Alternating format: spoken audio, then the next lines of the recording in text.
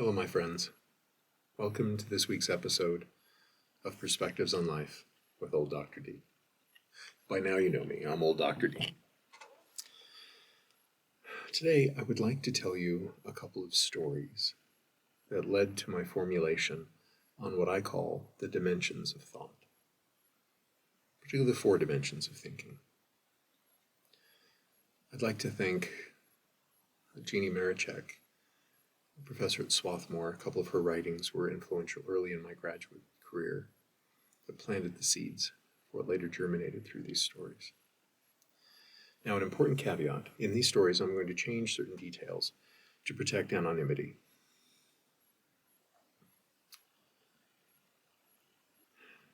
There are events in our lives that change the world for us. In our individualistic society, we often think that the events in our life change us. Therefore, something happens to us, and we are changed. I'd like to share this notion coming from a philosopher named Claude Romano and Jean-Luc Marion of events in our lives. And the events in our lives change the world as much as us. Our situation in the world, what we call situatedness, becomes different after certain events, effectively because we are a being in the world and we share being with the world, that when we have these experiences, the world changes with us. And so sometimes these events can be very enlightening, where we see possibilities in the world that we never saw before. The world presents possibility to us. The world has changed. And in other cases, with traumas, the world becomes dangerous, threatening. So we'll talk about traumatic events in a future episode. Today I'd like to talk about some transformative events of my understanding. Experiences, although emotionally weighty and important, did not traumatize me, but rather informed my being in a nurturing way, because I saw within the world changed its face for me. And I saw new possibilities in the world that I didn't see before, and therefore the world and I relate differently than we did. So one story, I had a doctoral student come in one day. We'll call her Janie. And Janie was very upset because she had been fired from the hospital where she was doing her clinical residency. She was understandably upset because this could be the death knell for her career. It could be the end of her, that she will have wasted $100,000 in tuition and all those years of doctoral training, getting fired from a clinical residency at the very end. You don't pass your doctoral residency, you do not pass your degree. It's very worrisome. And if one residency fires you, the chances of you getting another approved residency goes down catastrophically, and these psychological residencies are already very competitive and hard to get. And so she asks if I would please consult on the matter regarding her firing. What she had done, and this was a gaffe on her part, is she had overridden the diagnosis of a patient, the diagnosis written by a psychiatrist. And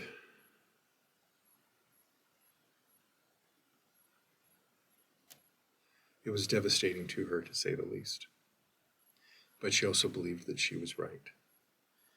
And so through processes and complications I will not bore you with, I ended up meeting the client. And it turned out it wasn't client, it was clients. It was a couple, much to my surprise. She was from Canada. He was from Indiana. She was raised in a rural town in Canada, one of many children, many children. And family was relatively poor. He was raised on a farm in Indiana, also relatively poor. And this young woman was very striking, very symmetrical, so much so that she was invited into the modeling career at a relatively young age and had made some money. He was always interested in photography and ended up as a photographer in the fashion industry. And so that's how they met. It was on a photo shoot for a particular swimsuit line. They fell madly in love, and both of them had deeply conservative values, so much so that they saved themselves until marriage, in the old school colloquial language of they did not have sex before marriage. And so the wedding night was very painful for both of them.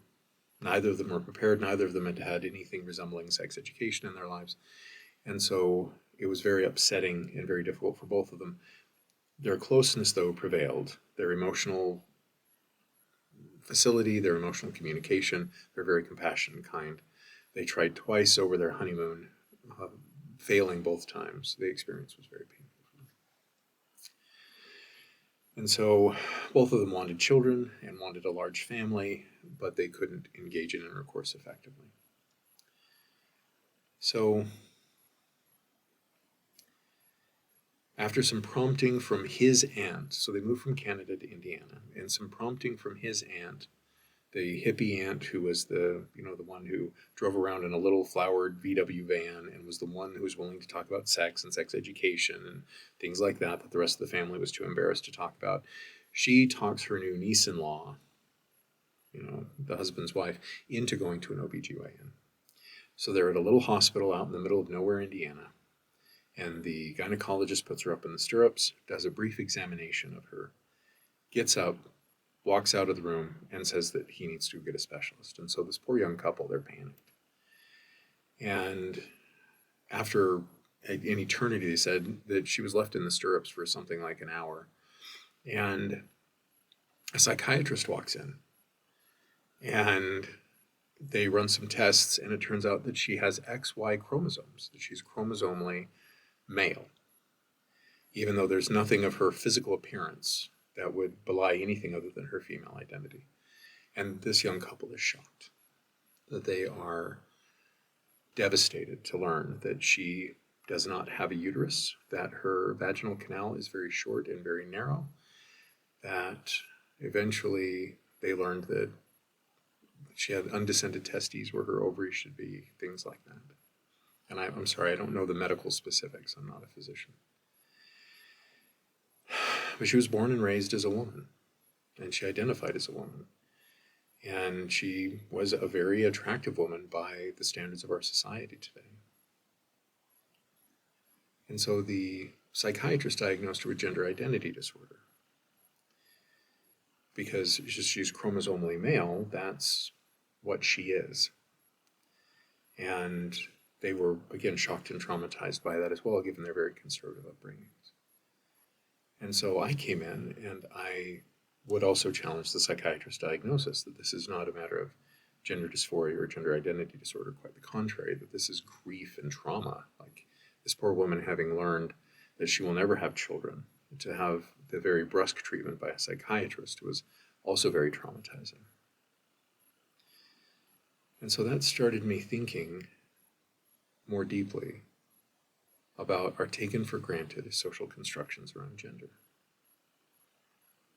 This interest led to me eventually teaching the psychology of sex and gender for many years.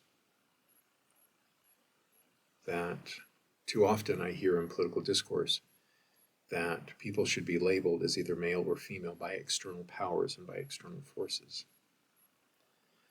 When I started doing more research, I learned that this young woman was born with what's called androgen insensitivity syndrome, where there's that old adage, all of us are female in the womb, and then after testosterone kicks in, we sexually dimorphize, right?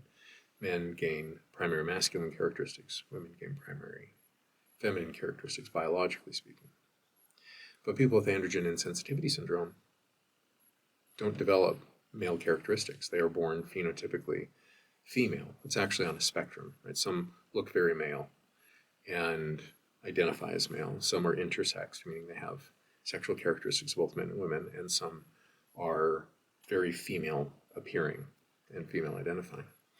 The other thing I learned in doing research on this is wherever people are on the androgen insensitivity syndrome spectrum, they are usually what are called androsexual, meaning that they are typically more strongly attracted to masculine characteristics than feminine characteristics. So we have this whole presentation in this one case around many of our social constructions of sex and gender and how very problematic they are, that they do not fit every case. And then this prompted me to meditate on myself.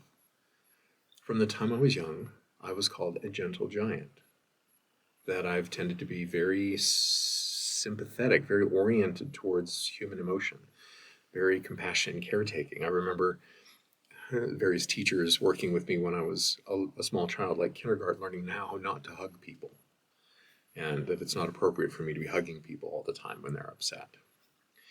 So this led to a lot of bullying in school because I was called all sorts of homophobic names, even though I'm heterosexual, identify as heterosexual, that because I have these very feminine characteristics, therefore I cannot be a man, or I'm less than a man. And so here it is, I found myself identifying with this woman, the former model, now living on a farm in Indiana, devastated and bereft that she'll never be able to have children in the way she had hoped.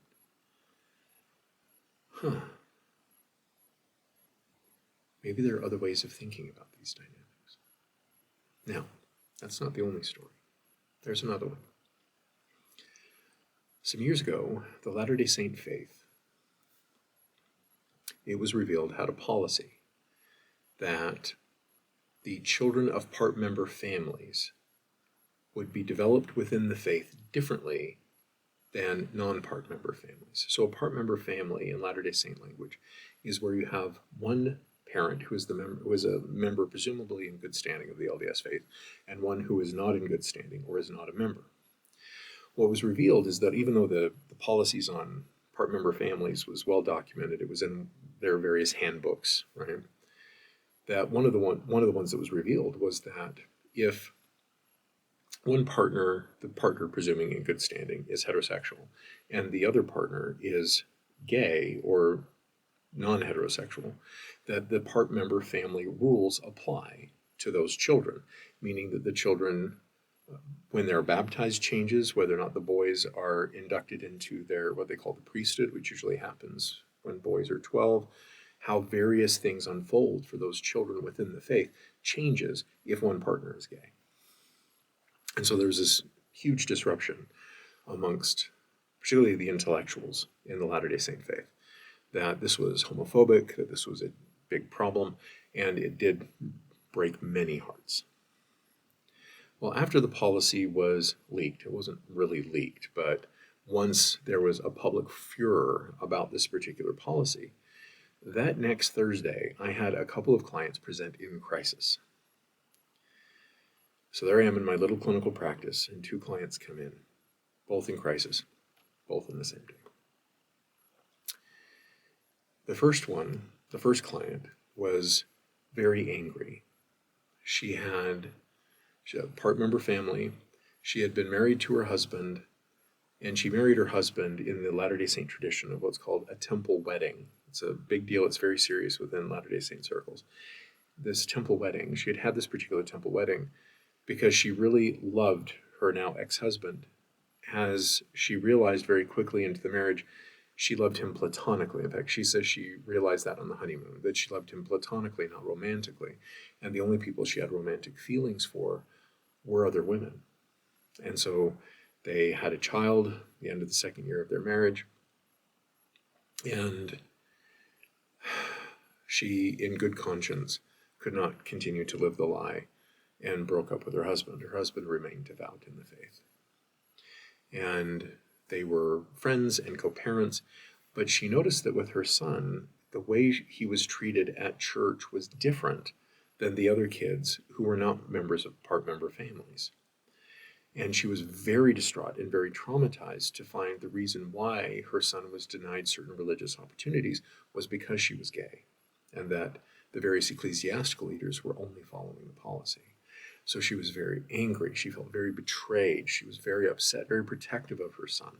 She had reached out to her ex-husband, who was very sympathetic, but also helpless to do anything about that in terms of policy. So a couple hours after I meet with her, I'm sitting in my office and I'm eating my sandwich and working on my documentation. And a young man walks into my office, unannounced, never met him before. And he looks at me and he says, "You're a therapist, right?" And I said, "Yeah." And he goes, "You do research on like religion and mental health, right?" And I said, "Yeah." And he starts yelling some swear words that I understand would get filtered out of this particular channel. So I'll not say them. He was very upset, not at me, but in my presence. And he was angry and struggling with ending his life, like a real crisis, a real suicide crisis.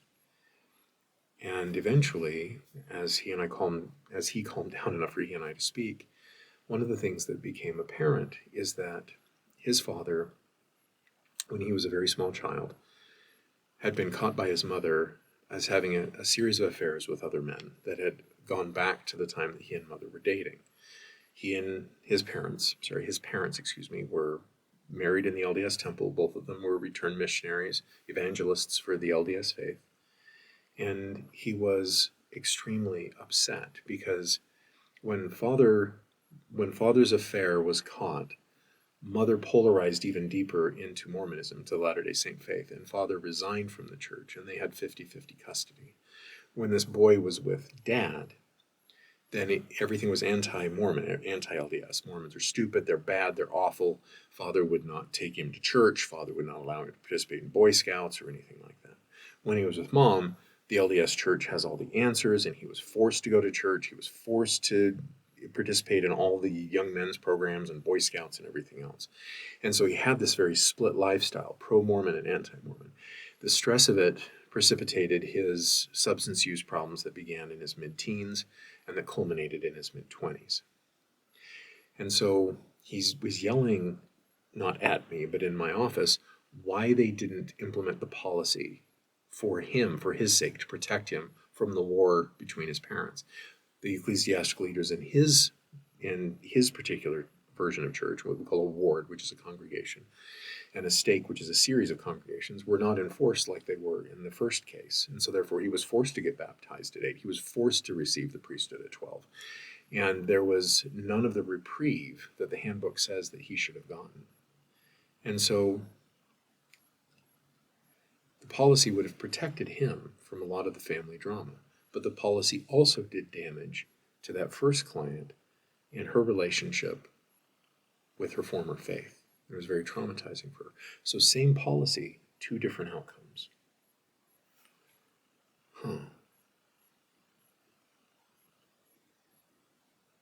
It's very interesting, isn't it?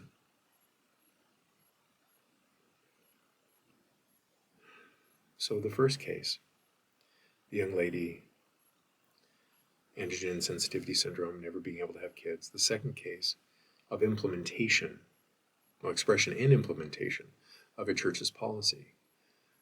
Both of them are complex.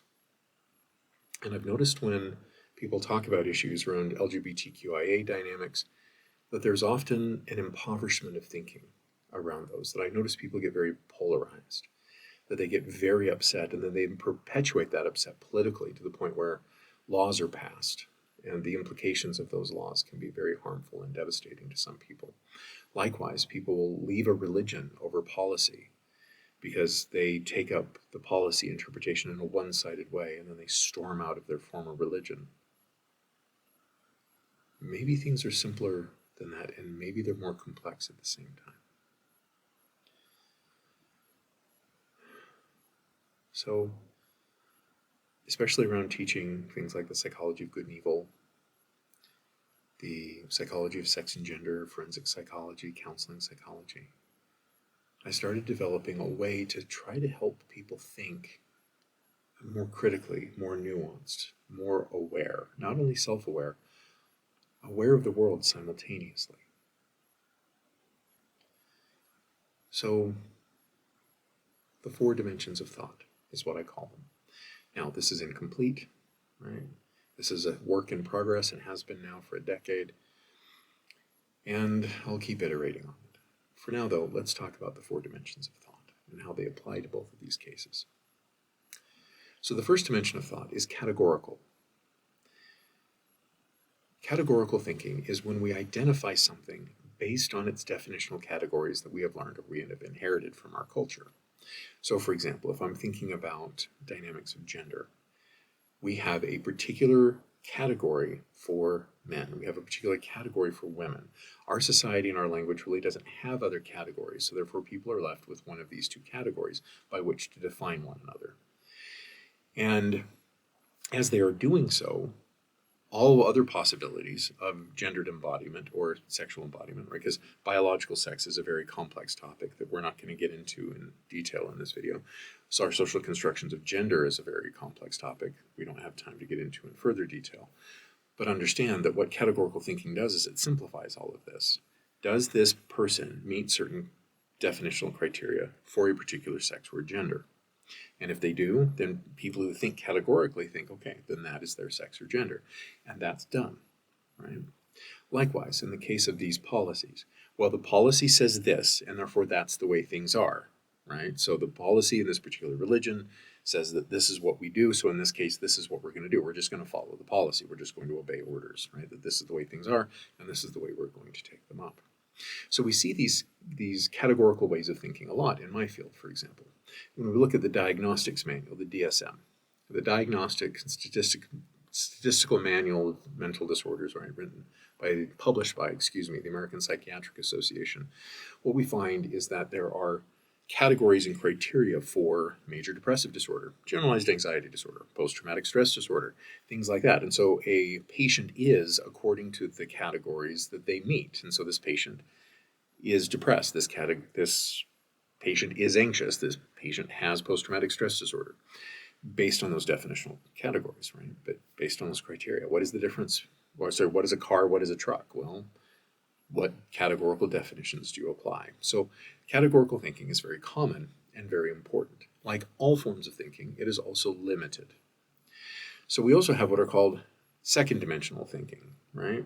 Second dimensional thinking is where we put things in oppositional categories. So I also call it antithetical reasoning or oppositional thinking.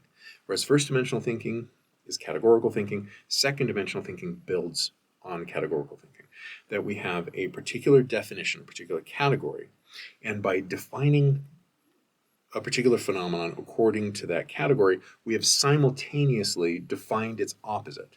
So whatever characteristics are here, if they have an opposite, then I've created the opposite by defining the category, okay? So for example, if men are tall, and if people think second dimensionally, then women are short. If men are hairy, then women have less hair. If men have deep voices, women have lighter voices, right? That they identify this in the second dimensional way. So policies, for example, will be good or bad. So there's this particular policy, and there's obeying the policy or disobeying the policy, and the policy is either good or the policy is bad. So a good policy would be the opposite of a bad policy and vice versa. So this leads to very polarized thinking. So it leads to very polarizing thinking about sex and gender. It leads to very polarizing thinking about religion, about policy, about relationships, about all sorts of other things. And so that's second dimensional thinking.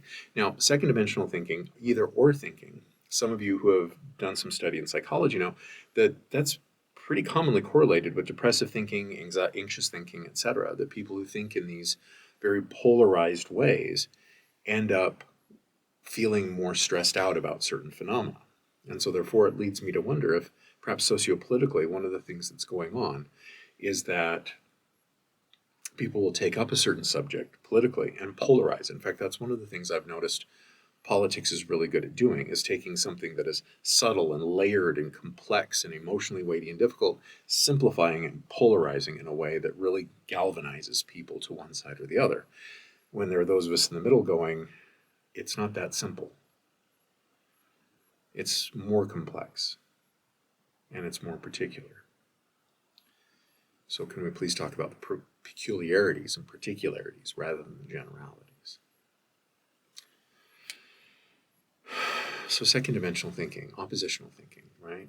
A good and every bad, there's a good, then there's a bad, and there's a right and there's a wrong, and there's an either and an or, right? Well, then there's third dimensional thinking. Third dimensional thinking is based on the observation that a lot of this is socially constructed. A lot of this issue is just made up. Like when we think about the categories of various sexes or genders, sex, by the way, I'm sorry I didn't mention this before, is a biological term. We can measure sex in terms of chromosomes. We can measure sex in terms of reproduction. We can measure sex in terms of hormones. There's a lot of ways of categorizing sexes, and it's very complex, right? Likewise, gender, even more so, right? In various societies, like some societies have masculine and feminine pronouns, right? Spanish, Italian, French, Portuguese. English, for example, is also a very gendered language. And, and so therefore people usually think in a gendered term, that male or female, right? And that's a hazard of language.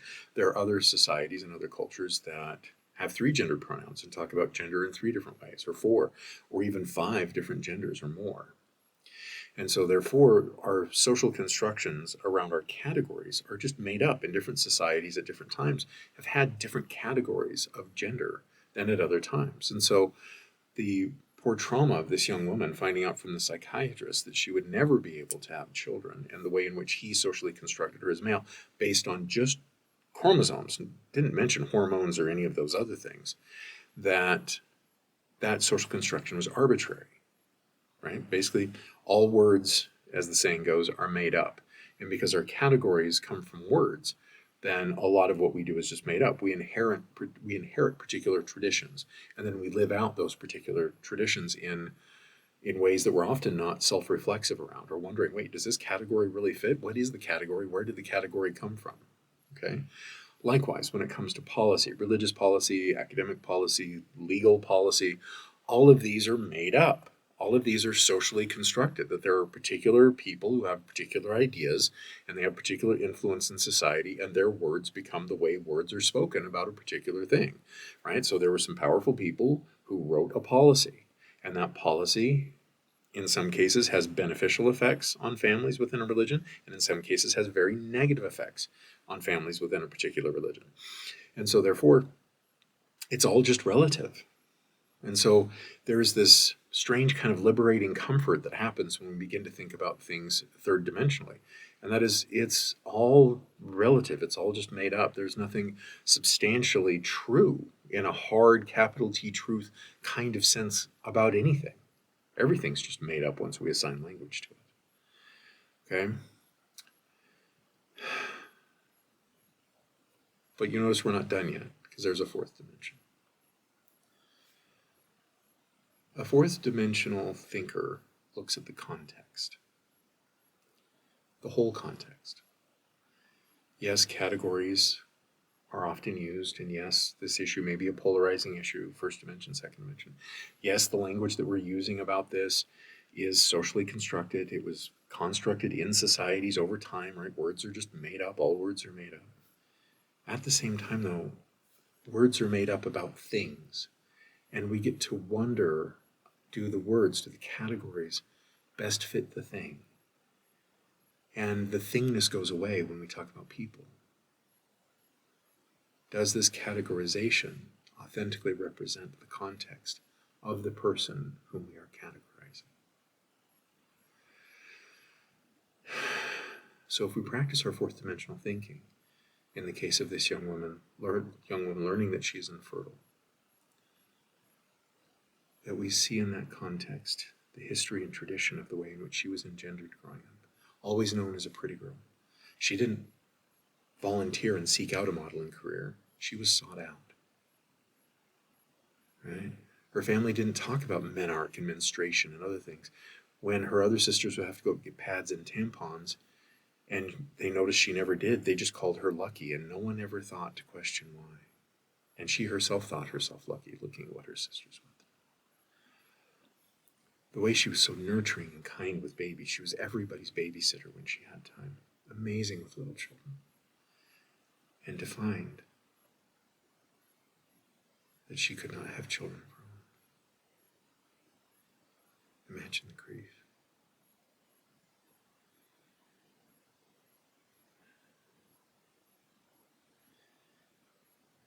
We get to authentically endeavor to understand people in the unique context of their being. And we find the deeper we get to know them, their context, as unique as it is simultaneously shared. I love my children. And the thought of a woman that kind, that nurturing, that bright, that capable, not being able to have children of her own, brings tears to my eyes in reflection of my love for my own children. That the social constructions, first dimensionally, around which biological or chromosomal sex that she's been identified as having, or the second dimension that because she has characteristics different than somebody else, that she must be this category in an oppositional sense.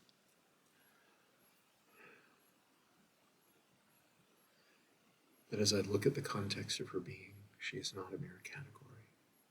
That no category can possibly contain everything that you are. If I see you and identify you as male, that may be accurate in many ways and may be misleading in others. Likewise, if I identify you as female or gender fluid or non-binary, right? That our categories simultaneously liberate us in some ways and they constrain us in other ways. That they provide understanding and misunderstanding simultaneously. Likewise, I am challenged, although I don't want to be sympathetic to the psychiatrist who was so unkind.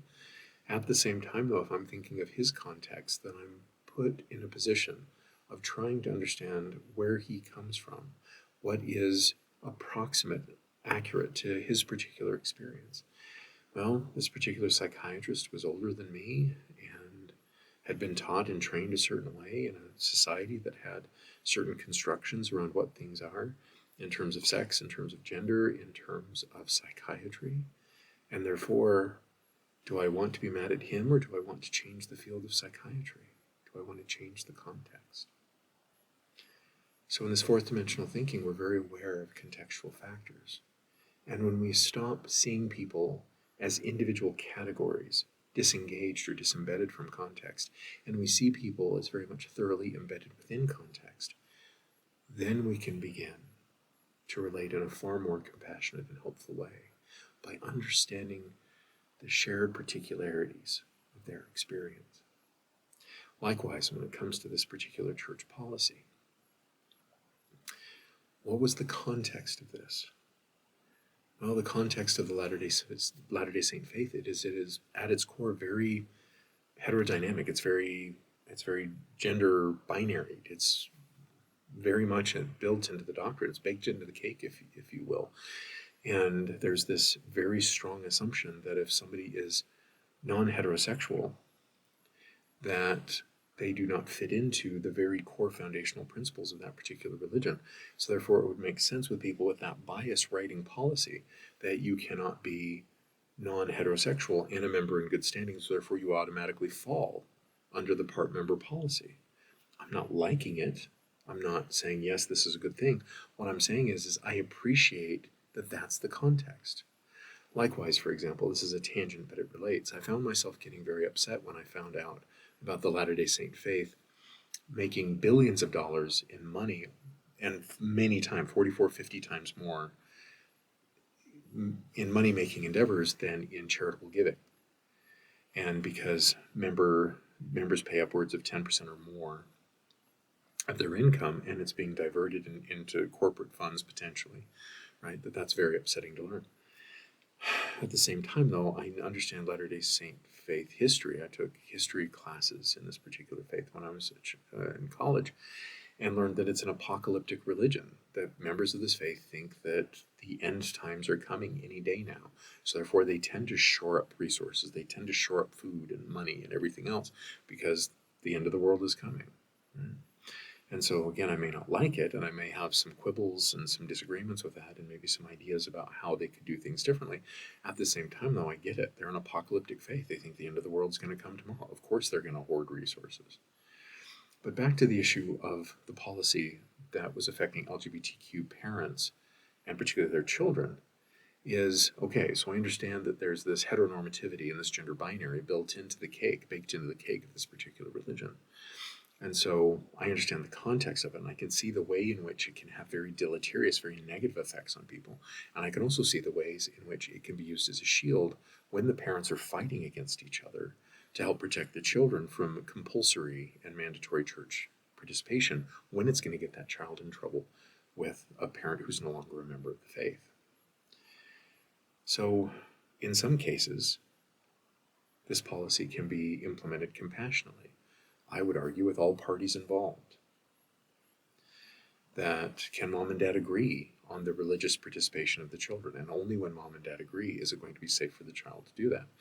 And in my own consulting with various religious leaders, some of them try to implement the policy in that way as guidelines, trying to focus on the unique particularities of a given family and the given set of needs of a particular family. In some cases, it's applied heavy-handed, like a commandment or a law, irrespective of context.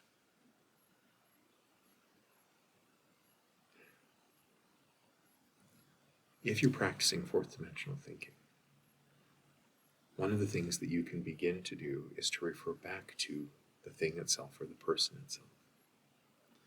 What is the context? What is the situatedness of that particular person or that particular issue, idea, policy? How does it make sense in context? Is it authentic to context? My father and I, for example, were writing a series of essays back and forth to one another like we do. My father is devoutly religious, profoundly kind, very wise. He and I agree a lot on a lot of things, and nuance is important. And so as he was talking with me about fourth dimensional thinking, he was a little bit worried about the inherent relativism of it. That it seemed like a bare short step away from third dimensional thinking. And I tried to assure him that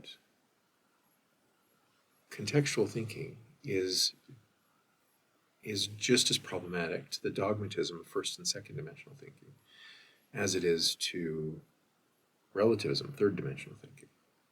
It sees just as big a problem with relativism because relativism denies the particularities. It denies that words are about things, that there is a thing itself we can return to if we're trying to learn about something. Like as I'm trying to learn about this young woman and her husband, I can return to them and we can begin to create language together that better fits and matches with her experience and his experience, their experience. Likewise, around policy, what is the language that we can develop that is about the policy itself, that is authentic to people's experience relative to that policy?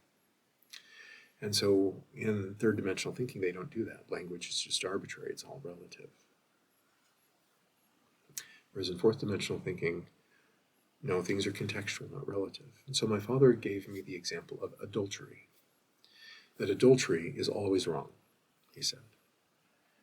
And as I thought about that, I thought, well, I think adultery is deeply problematic. At the same time, though, what are the particularities of the infidelities?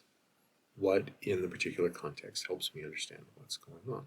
And so a hypothetical. Imagine a friend of yours, and he cheats and gets off on getting away with cheating. Like he is a serial philanderer, and he very much just enjoys getting away with it, and it's part of the thrill of the hunt, part of the thrill of the escape, is that even though his wife has suspected him of cheating for some time, he keeps getting away with it, and he just enjoys it, gets off on it. He doesn't care about the effect that his behavior has on his affair partners. He doesn't really care about the effect it has on his wife, other than he's smarter than her, and he gets off on being smarter than her, and will brag to you about it, that he is engaging in adulterous behaviors in the worst possible ways, with no care about his affair partners and no care for his wife or family. Okay, so that's hypothetical person number one. Hypothetical person number two. Hypothetical person number two is, imagine somebody who is in a marriage that is characterized by sexual emotional neglect and emotional abuse. That imagine his spouse is very distant. He's a stay-at-home dad. She makes more money than he does. He's trapped in the marriage. He can't really leave. She is indifferent to him, regularly derides him and berates him for being worthless, and will not engage with him intimately. And so he just lives this very cold, constrained life, very warm with the kids, but very distant with his wife. And an old friend from high school hits him up on social media, and they begin talking, and they talk from friendly intimately, to romantically intimately, to sexually intimately, and he finds himself in the midst of an affair. And his affair partner is trying to coax him to leave, but he knows if he leaves his spouse, then she will take the kids, that she can afford lawyers and good ones, and he can't. And so, in both cases, the affair is problematic, right? To use my father's term, the affair is wrong.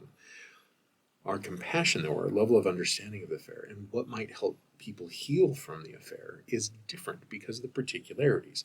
In the first case, with the person who is very much objectifying others and getting off on harming them, right? Getting away with the affairs, even though his wife's come close to catching him several times, and indifferent to the effects of his affair partners.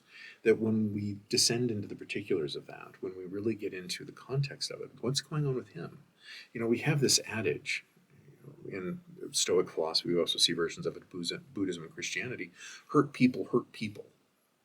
And so what's going on with him? Like what injuries or misunderstandings, etc. It's like there's that notion within Buddhism: people are not evil, they're just misinformed or poorly educated, right? So what's going on with him? Like, where did he come up with these ideas that his behavior is okay? How did his lusts become affected enough with shame that he builds himself up when he gets away with these affairs, right? That can he have compassion for all the harm he is doing, right?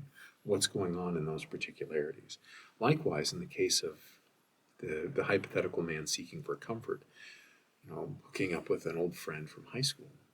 What's going on in that context? Who is being harmed and how are they being harmed? And how does it make sense that they're harmed? How can they be healed? How can they be nurtured through that? Right? So I appreciate my father's criticism that there is seemingly a relativism built in.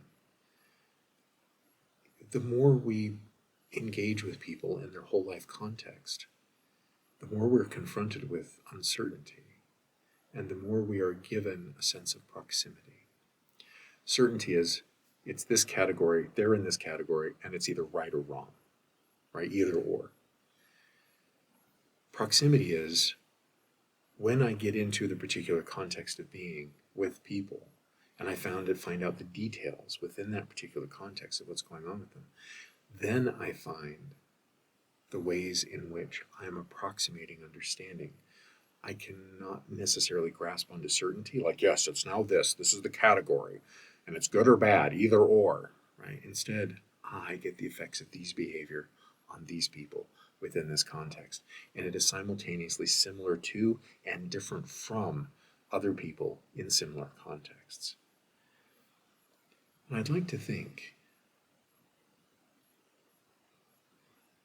that if there's a God, this God does that with us. That this God will take us up in the very particularities of our being and help us heal from within that context.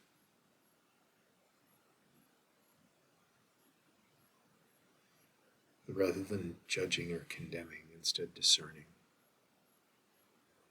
Here is what you were doing, and here's how it's similar to and different from.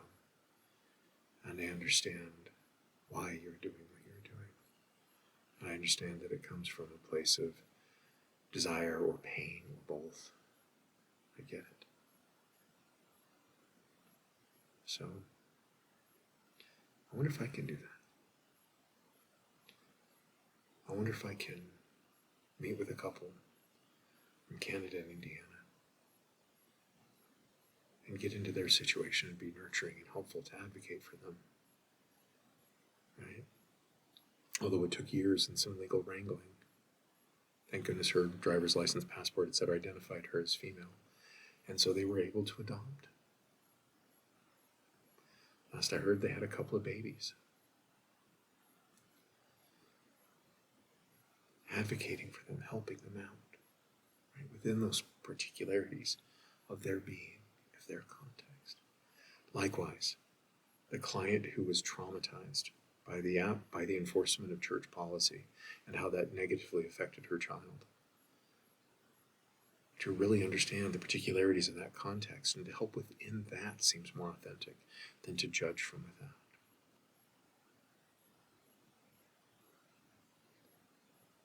The longer you practice this way of thinking, I hope, you'll find more and more compassion in it.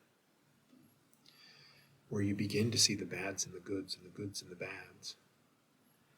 Where you begin to see that things are very simple and very complex at the same time. You begin to see patterns, notes, chords that happen over and over again, but in the unique symphony of everybody's life.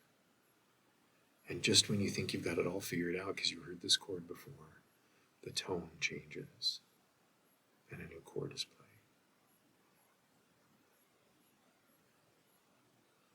So I'm going to make the radical argument that fourth dimensional thinking is the most compassionate way to think.